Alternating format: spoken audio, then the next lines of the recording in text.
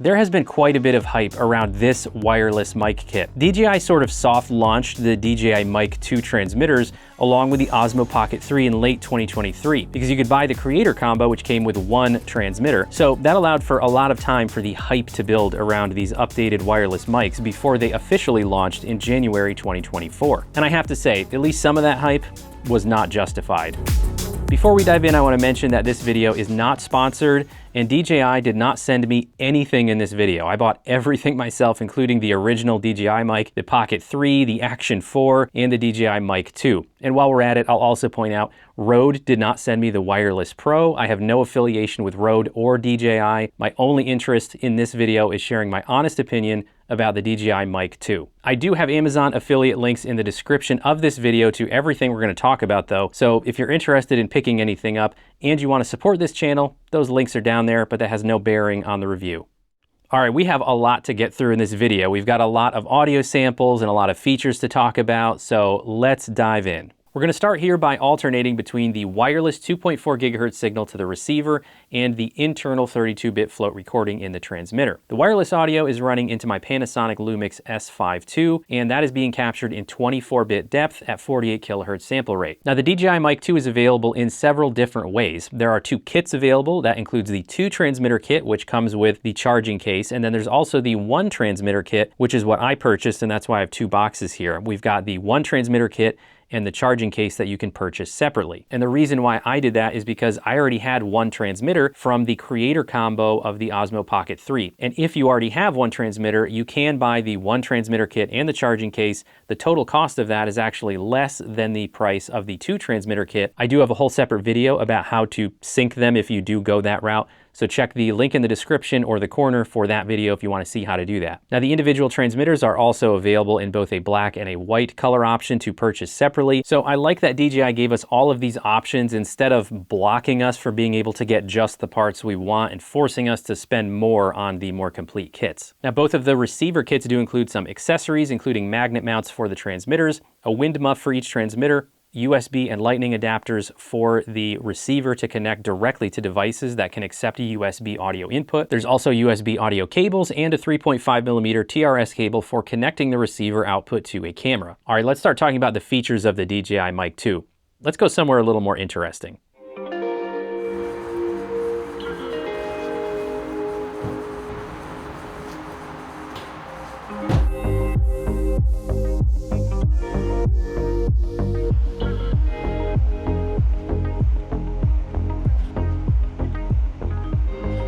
The DJI Mic 2 did actually deliver on some new and upgraded features over the original DJI mic. First, as everybody figured out, it does include 32-bit float internal recording in the transmitter. Here is a comparison between the Bluetooth audio recorded into the Osmo Pocket 3 versus the 32-bit float audio recorded internally in the transmitter. We'll demonstrate how that helps you avoid clipping in your audio once we go back inside. You also still have the option to record in 24-bit, so in fact you have to go into your settings, whether that's in the receiver or in your Pocket 3 or your Action 4, and enable 32-bit float recording because it defaults to record in 24-bit. And the other big feature difference from the original DJI mic and a difference from other wireless mic kits on the market is the Bluetooth connectivity. So we've been using that with the Pocket 3, and you can also use it with pretty much any device that accepts a Bluetooth microphone connection.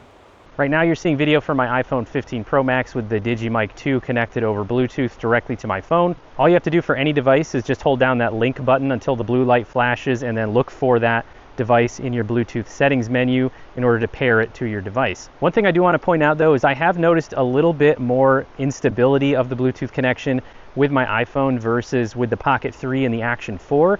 I've had some signal dropouts where I definitely had to use the built-in 32-bit float recording instead of the Bluetooth audio. So I don't know what the difference is there, but I just wanted to point that out. I've noticed that the signal doesn't seem to be quite as strong when connected to other devices. And now we're back on the Pocket 3, but this time we are on the 2.4 gigahertz audio running into the Pocket 3. So I've actually got the receiver of the Mic 2 plugged into the back of the battery extender. So of course the disadvantage is now you got a receiver like sticking off there. It's not the greatest for hand holding, but if it is sitting on your desk, you can certainly use it in this manner. Do you hear a difference between the 2.4 gigahertz audio into the Pocket 3, and the Bluetooth audio into the Pocket 3 from earlier. Now, to switch between these connection modes on the transmitter, you hold down the record button for 3 seconds and it will change color depending on which one you're currently in. So the Bluetooth connection is a blue light and the 2.4 gigahertz connection is a green light. And then you use the link button, you hold that down until the light flashes to actually connect with a new device. One quick tip for you, you don't have to go through manually linking these to the receiver. If you put it into 2.4 gigahertz mode first and then you put the transmitter into the charging case with the receiver, it will automatically link the transmitter and the receiver when you do that. All right, now we're back on the 2.4 gigahertz connection, this time into the Sony ZV-E1. And we're going to test one more feature, and that is the noise reduction. DJI claims that their AI noise reduction can isolate your voice from background noises like this rushing river behind me. So this is how it sounds with the noise reduction turned off.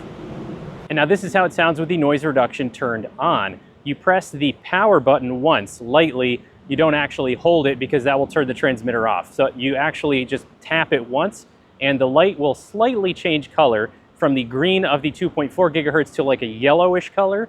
That means your noise reduction is engaged, and you'll also see it displayed on the receiver as well, which is nice. And now the noise reduction is turned back off, so there's a comparison of before and after with the noise reduction of the DJI Mic 2. And the last feature that we're going to test out is the high pass filter. On the receiver, you can control turning the high pass filter on and off, but you cannot do it from the transmitter. So you do have to do it on the receiver before you start recording if you want to use the high pass filter. So this is how the audio sounds with the high pass filter turned off.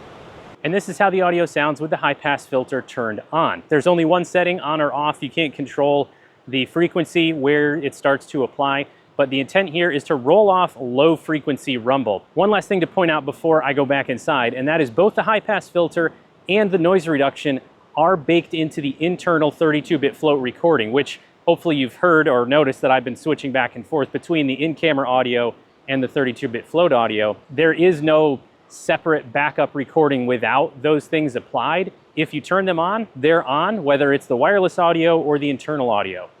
All right, now for a quick 32-bit float demonstration. We won't linger on this one, but I did want to demonstrate the feature. For this, I have turned the output level on the receiver all the way up to +12, and I have turned my camera's audio input level up as well. So what we're going to have in the camera audio is clipping and distortion, and it will sound absolutely terrible. It will be unusable. And because it's being recorded in 24-bit, it means it won't be recoverable in post. It will just sound absolutely terrible. But the audio that is recorded in 32-bit float in the transmitter, I can simply pull those levels down in post and recover all of that detail with no distortion, no clipping. If you do record a lot with guests, especially guests who can be unpredictable in the volume of their voice, then 32-bit float does come in handy because you just don't have to worry about having audio that is trashed and unusable. All right, one more sample here before we get into the comparison to the DJI Mic 1 and the Wireless Pro, and that is a sample of a lav mic plugged into the DJI Mic 2 transmitter. Now, I don't have the DJI lav mic that's available now because they weren't in stock yet. So this is a Sennheiser microphone that I had. This is the Sennheiser XS Mobile lav mic. Of course, the sound you get from a lav mic is going to depend on which microphone you're using. And you can also use any shotgun video mic that has a 3.5mm output as well. So you essentially can use one of these transmitters as a little 32-bit float recorder for your video mic, like the Rode VideoMic NTG or Rode VideoMic Go 2. I also definitely want to point out that these are not locking connectors for the lavalier microphone like the Rode Wireless Pro. So if you have lav mics already that you wanted to use and they have locking connectors on them, you may not be able to plug them in far enough because there are no threads. All right, let's wrap up this section with the specifications of the DJI Mic 2 that I haven't mentioned yet, and then we'll get to those comparisons. Battery life of the receiver and the transmitter is 6 hours each. The charging case can charge all three devices 2 times on a full charge. So you can get basically 3 charges if you start with them charged up. You can get 2 more charges out of the case. So you can go through that 6-hour cycle 3 times. The range is 250 meters with a clear line of sight, but I couldn't find anything on the DJI site about the Bluetooth range. Bluetooth is not as stable over long distances as 2.4 gigahertz, so I would not expect Bluetooth to be stable for that range. Now, I had no issues testing the range of the DJI Mic 2. However, I wasn't able to actually get out and test it up to 250 meters because for a whole 2-week period here, I've had some kind of lousy weather, so I wasn't able to film myself getting out there and testing it all the way up to 250 meters. But in the tests I was able to do, I had no problems with it working up to 100 meters. The internal storage space in each transmitter is 8 gigabytes, which DJI says is enough for 14 hours of 24-bit recording or 11 hours in 32-bit, which I mentioned a minute ago. This is not an increase in storage space from the original DJI Mic 1. It's the same. Also, the charging case charges via a USB-C connection, but that's not a data connection, so you can't transfer internal recordings through the case. You have to individually connect the transmitters to your computer via the USB-C port to dump your files. All right, so we've covered the features and specs of the DJI Mic 2 and we've gone through samples of all the different recording modes. Now let's get to that comparison of the DJI Mic 2 to the original DJI Mic and its most direct competitor, the Rode Wireless Pro. All right, so here's the big comparison. This is a sample of the internal recording from each of the 3 transmitters with no post-processing applied other than normalizing the level and applying a limiter to prevent clipping. For the DJI Original, this will be a 24-bit recording, and for the DJI Mic 2 and the Wireless Pro, this will be a 32-bit recording, which of course gets converted to AAC with the final video file for uploading to YouTube. So let me know down in the comments, what differences do you hear between the built-in microphones on these 3 devices? Let me know which one sounds the best to you and which one sounds the worst. Which one would be your top pick and which one would you just definitely not buy? We will get to the pros and cons between the DJI Mic 2 and the Wireless Pro in just a minute. I want to focus first on these audio samples and just rotate between them and let you hear the difference side by side. All right, and now we're going to rotate through samples of the wireless audio going over the 2.4 gigahertz signal to the receiver for each of the microphone kits running into my camera. And so this has been the DJI Mic 2. All right, and now we're on the DJI Mic 1. And I have to record these separately. I can't just cleanly cut between them because when I'm recording using the wireless audio to the receiver and running it into my camera, I can only have one of them running into the camera at the same time. Now again, this is the Panasonic Lumix S5 II that I'm running it into, and the audio is set to 24-bit depth at 48 kilohertz sample rate. And now we're listening to the Rode Wireless Pro running into the camera. Of course, the beauty of these kits is that you don't have to only rely on the wireless audio. You've got the 32-bit float internal recording with the Wireless Pro and the DJI Mic 2. So if you do have any clipping in the in-camera audio, you've got this as a backup. All right, so now that we've covered all that and you've had a chance to decide for yourself which one sounded the best and whether the features sound like a good fit for you of the DJI Mic 2, let's talk about my opinions here. Let's talk about the pros and cons that I see, and we'll also weave in the comparison to the Rode Wireless Pro. So let's start with the pros about the DJI Mic 2, or said another way, the things that I like about it. First up, it does have great versatility. The Bluetooth connection is something that competitors don't have. You can use it with multiple devices. You don't even need the receiver. The fact that it has this feature is a pro, but we'll talk about the quality of the Bluetooth audio in just a minute. The Wireless Pro just doesn't have this feature. It's also nice that the noise reduction feature is there if you need it, especially during a live scenario like streaming or on a video call where you're not going to be able to do any post-processing. This is another feature that the Rode Wireless Pro does not have. Another pro for the DJI Mic 2 is that the menu system is easy to use. The screen is a tiny bit bigger than the original DJI Mic, and the addition of that wheel is nice. I do think the menu system is better than Rode's, easier to use, easier to get used to. It's just more intuitive. Another pro here is the battery case. It now clips shut, so you can't open it by accident. It won't flip open, and that's improved over the original, but the Rode Wireless Pro case has a zipper closure, so it's not an advantage, but it is an improvement. And of course, the 32-bit float internal recording is a pro here. The Wireless Pro has that too, but it is an upgrade over the original, and it's nice to have. So now let's talk about cons. This is going to be either things that I just don't like about it or things that I think the Wireless Pro does better. And the first one here, for me, is a big deal